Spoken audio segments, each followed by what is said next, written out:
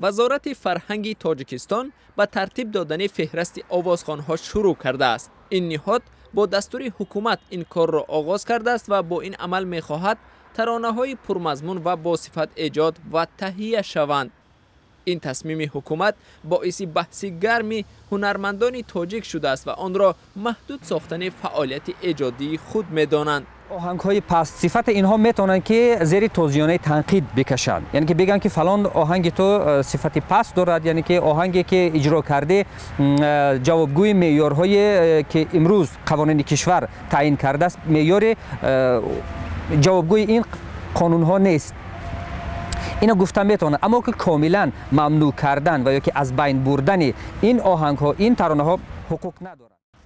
در وزارت فرهنگ به رادیو آزاده گفتند آنها در پی انیق کردن نام‌های آوازخوان‌ها، گروه‌های ایجادی به خاطر نظارت برنامه‌های کنسرتی، سفرهای هنری در داخل و خارج تاجیکستان هستند. وزارت فرهنگ و حکومت تاجیکستان هیچ کاری را برای انجام دادن سفرهای هنری آوازخوان‌هایی که در هیچ دسته‌های هنری نیستند، در گروه‌های دولتی نیستند، هیچ کاری را انجام نمی‌دهد. بچه‌هایی که در مستقلانه فعالیت می‌کنند، آنها کارهای خودشان پیش می‌برند. یعنی که سرپرست پیدا می‌کنند، مبلغ پیدا می‌کنند و سفرهای هنری خودشان طرح‌ریزی می‌کنند و همین گونه هم اجرای آهنگ‌هایی که در همین برنامه‌های سفرهای هنریشون اجرا می‌کنند، اونم تصمیم دستی خودشان هست. تصمیم حکومت در میان هنرمندان طرفداران خود را نیز دارد و آنها برینند که با این راه می شود پیش راهی ترویج ترانه‌های کوچگی را گرفت.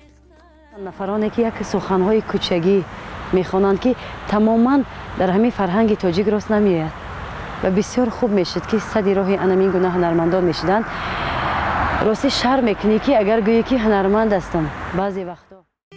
فیروز حکیموف آهنگساز و آوازخوان تاجیک میگوید امکان ندارد که سراینده ها را نظارت و یا تنظیم کرد، زیرا صنعت بیانگر خود انسان است.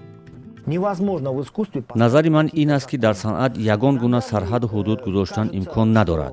شاید برای بعضی ها سراییدن یک نفر دغل نماید، دیگرها شاید گویند که یک نفر آبروی کشور را پایین میبرد، اما در بیشتری حالتها بعداً آن همان هنرمند دستاورد و یا افتخاری یک ملت میگردد. عالم شیرینوف آهنگساز و آوازخوانی تاجیک میگوید از یک جانب ضرورت ارزیابی عالم موسیقی و آوازخوانی در تاجیکستان به میان آمده است، اما از سوی دیگر این نباید به یک محدودیت و فشاری هنرمندان تبدیل یابد. سالهای اخیر در استرادا نفرانی پیدا شدند که آنها را نمی ارزد که هنرمند نام بریم. چی در انتخاب متن موسیقی و سراییدن سلیقه آنها خیلی پایین است. اما یک چیز را باید تاکید نمایم که این تصمیم وزارت نباید در آینده درد سر بعضی هنرمندان گردد.